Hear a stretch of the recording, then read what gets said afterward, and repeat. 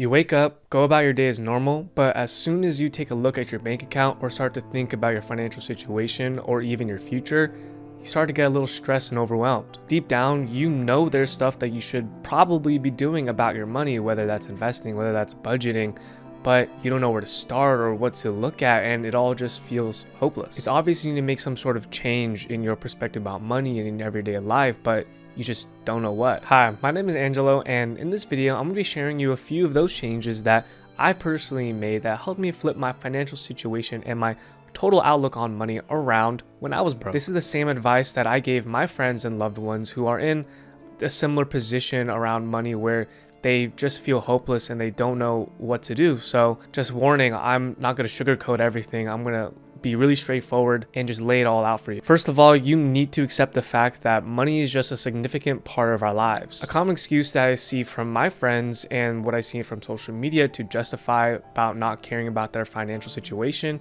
is that money is not important, or money is the root of all evil, things that we grew up hearing from our parents. Although I agree, money isn't the end goal and it won't exactly bring you happiness right when you get it, but it is a fact that in our modern society, we need money just to simply survive. We use money to buy food, to put a roof over our head, and to really just get the basic necessities to feel safe and survive. And the way I look at it, the importance of money in our lives is similar to the Maslow's hierarchy of needs, something that I learned in my psychology and philosophy classes in school. It's basically a concept that roadmaps the levels of human needs in a triangle hierarchy. The first need that needs to be filled is the most primal and most basic, which is our biological and safety needs. Food, shelter, the things that we need to, as I mentioned before, survive. But as we move up, it gets a little more complex and deeper, and it goes into stuff like self-esteem and fulfillment and self-actualization. So when it comes to the importance of money in our lives, you can kind of see it using Maslow's hierarchy of needs. We need money to satisfy the bottom two, to buy food, buy shelter and stuff like that. And once we kind of satisfy those needs,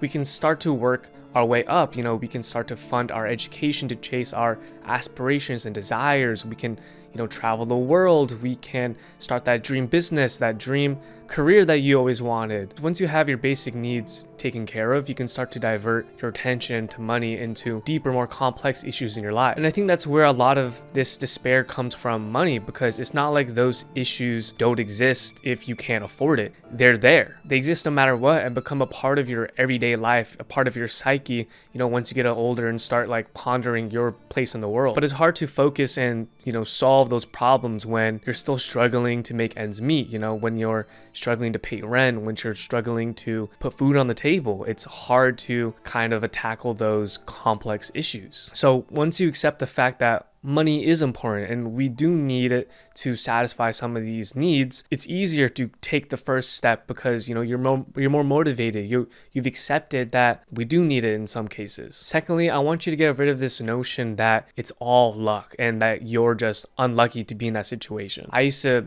look on social media and see people flexing their lifestyles, or even some of my friends who had a bigger house, had a car, can afford things, and I would just think to myself, oh man, they just got lucky, their parents pay for everything, and I'm just unlucky that I'm in this situation, and it's not my fault, they're just lucky. Even if there's some truth to that fact, I was really just looking to put the blame on something else so I didn't feel guilty about whatever my situation is. And sometimes it is true, you can't choose what family you're born into, but I didn't need to spend my first paycheck on shoes or sunglasses. I could have got a job. I didn't need to spend all my life just playing video games. I didn't need to do that. So even if there are times where it's true, just having that mindset that you're unlucky and people just got their riches or success, or they're in their situation because they got lucky, it's not a good mindset to have because it doesn't help you at all. Just kind of having that sense of personal responsibility makes you want to improve and constantly reflect on what can you do better. And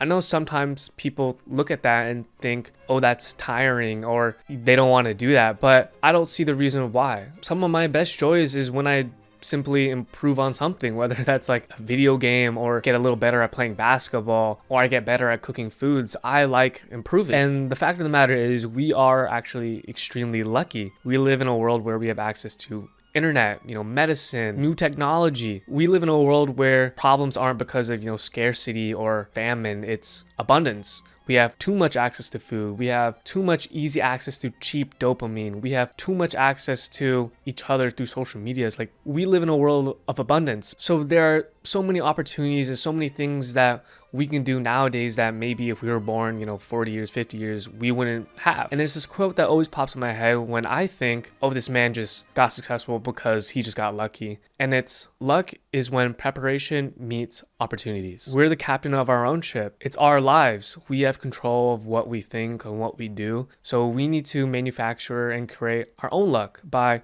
getting prepared and make sure we're in the best position to take advantage of whatever opportunities come our way. And to do so, you need to not only change your mindset, but also take some actionable steps today. And these are things that you can do right now, today, if you want to change your life to get into a better financial position. I divided it into 3 simple steps so that you can just start getting yourself into a better position. The first step is to diagnose yourself. And what I mean by this is to kind of have an overview of your situation. Do you really know how much money comes in, goes out, what you're even spending on? If you don't, I want you to sit down, reflect, and truly think about it, because money is really just your time and energy. When you work, you're trading your hours and energy for money.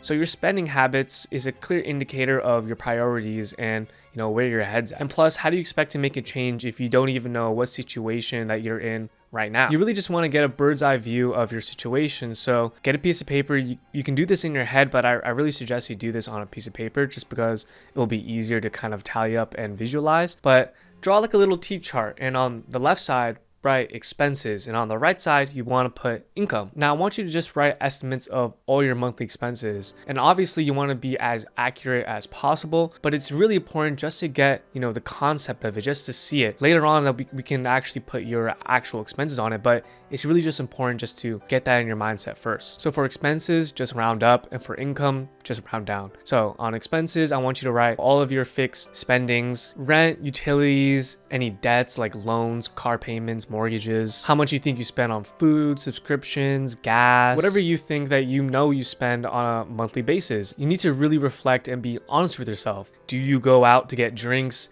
every single weekend? Do you buy a pack of cigarettes every week? You need to really be honest with yourself, because you're not cheating anything or anyone except for yourself. It's a cliche from school, but it's true. I'm not asking you to be the most accurate. I'm not asking you to look through all your credit cards. Literally just in your head, just think, how much do I spend on food? 300, 400, just round up, just in your head. Next, for your income, write how much you make for your jobs. Do you have any side hustle? Do you have EBT? Do you have unemployment? Pretty much any way you make money. And now you want to minus total and see how much you're left with, how much you're saving after every month. If the number's in the positive, that's good. That means you're spending less than what you make. But if the number's in the negatives, or you're just breaking even, then that's a clear indication that you need to make a change. It's a clear indication that something's wrong, because you're essentially bleeding out. And if you're in one of those situations, of course you're gonna feel more stress and feel more anxiety, because you're essentially struggling to stay afloat. You're living paycheck to paycheck. It's hard to feel secure or like you're doing well in life where whatever is coming in is going straight out. So now that you have a general picture of your situation, we can start to work on it and build a foundation so that you can start to build your wealth and feel more secure with your money. This is step 2, and I call this defense mode. And essentially you want to first stop the bleeding, create an actual budget, and see where all your money is going for sure, and try to eliminate all of those unnecessary expenses. And then you want to set up all the right financial accounts so they can start to build this foundation to start to build wealth. So as I said, create an actual budget. You can use any free budgeting app, use an Excel sheet, or just use pen and paper. But at least for 3 months, track all your expenses and see where your money is going. You can see, do you spend more money on takeout, on food? Are you spending a lot of money on entertainment, streaming services? And what you want to do essentially is to stop the bleeding. Any unnecessary spending, and I'm talking about anything that you don't need to live, I want you to cut out. Yes, this isn't going to be easy. There's going to be a lot of sacrifice into this, but that's the point. It's not supposed to be easy. This is actually probably going to be one of the hardest parts of this journey. And if you think I'm being a little extreme, I want you to think to yourself, how much does money actually stress you?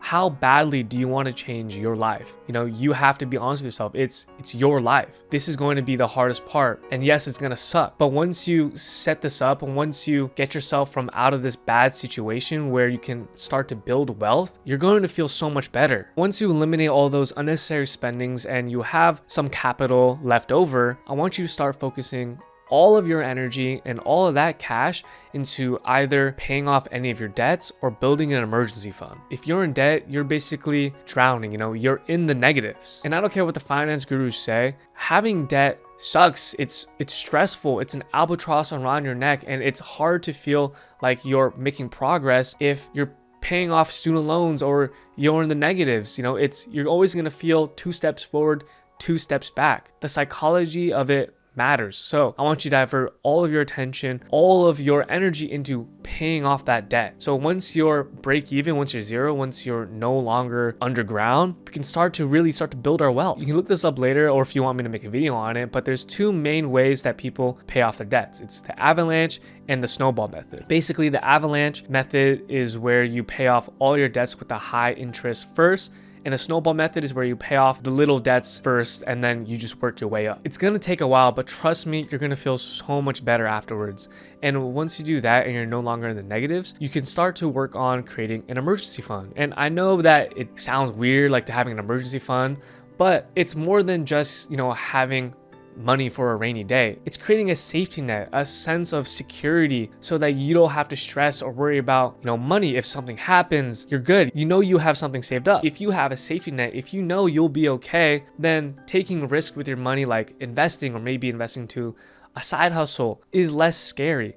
And also, you just don't have that stress about, oh, what if something happens? You don't have that stress. This level of insurance will open so many more opportunities that you can start to take. So create that emergency fund. Ideally, you want to put it in a high yield savings account, which is just a regular savings account, except they just pay you a higher yield. When you borrow money from the bank, you have to pay them interest. But when you deposit money into the bank, they have to pay you interest. So a regular savings account, like from the big banks, will only give you 0.02% in interest. A high yield savings account will give you up to 5% in interest, which is, obviously way better. And they're pretty much the same exact thing. They're super safe.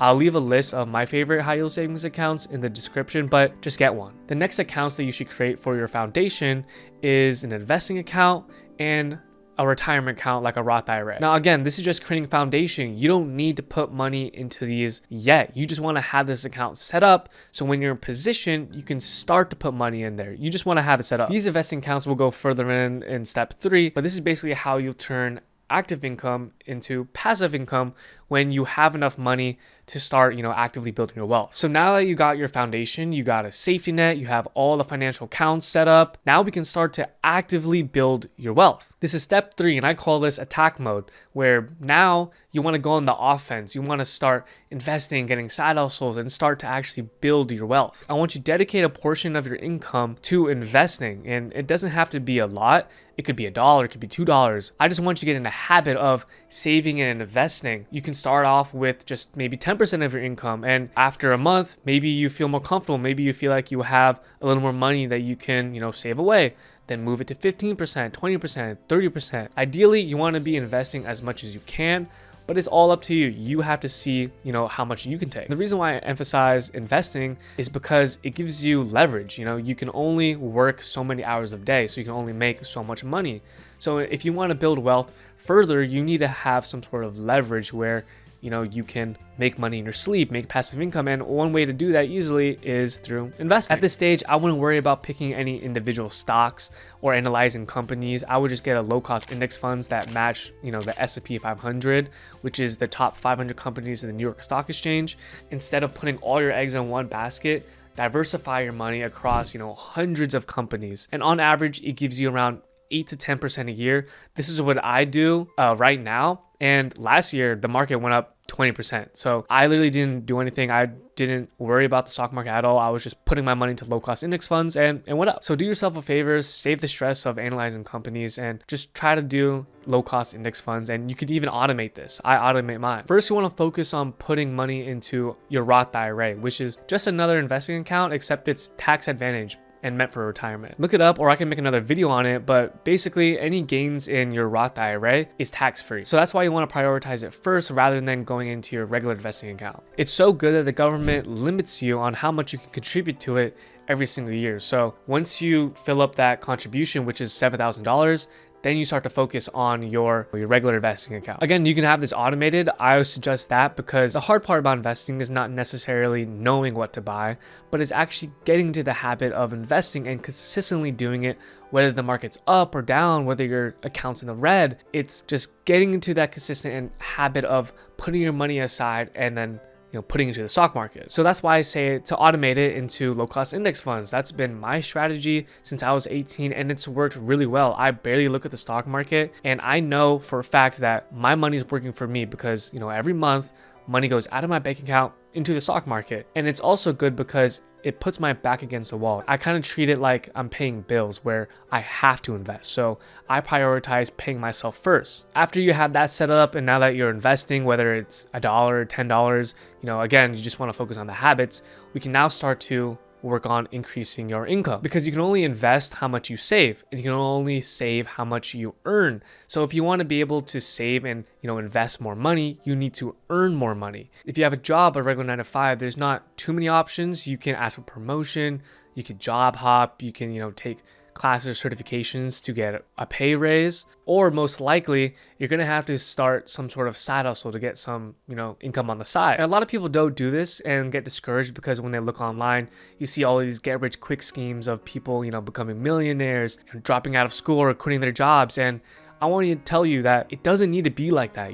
It's not black and white. You can easily make an extra $500, $1,000 a month. It doesn't need to be a full-blown business. An extra couple $100 a month goes a long way. If you want that and you're happy with just making a couple $100 and you want something safe and reliable, then you can look at gig jobs like WAG, Instacart, DoorDash. If you like pets, I'd recommend WAG. I know a lot of people who make a lot of money through WAG. It's just pet sitting dogs because people spend a crazy amount of money on their pets. It's insane. But again, these gig jobs will only take you so far. You only make so much money on it because you're still kind of trading your time for money. So your earnings will be limited. You don't have that capabilities of going above $1,000 unless you're spending a lot of time on it. And if you're doing that, you might as well just pick up more hours at your job. If you want to have potential to make more, then you need to focus on business models where the inputs and outputs are disconnected. And what I mean by this is business models where you can put in 1 hour of work and make $2,000,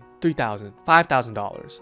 But at the same time, you can put in 10 hours of work and make $0 or even $-. And these are business models like e-commerce, content creation, social media, things where money isn't guaranteed and you have to really put in the work to get it. That's what I would recommend if you're able to. But of course, everyone's life is different. Everyone has a different situation. So you have to really think and reflect on what you truly want. There's no cookie cutter way. I'm not going to tell you that the only way to success is starting some dropshipping business. It's not like that. It's not true. A couple $100, $500, $200 will go a long way. But if you want to make $2,000, $3,000, $5,000 a month, obviously you're going to need to put in a little more work. I made this simple as possible just so you get this concept because I think a lot of people get stuck because when they look at things about money or finances, they just get confused and it gets overwhelming. It's a lot of big jargon, it's a lot of fancy words, it's a lot of scary concepts. And so I think the best thing that you can do for yourself is just dumb everything down. And hopefully I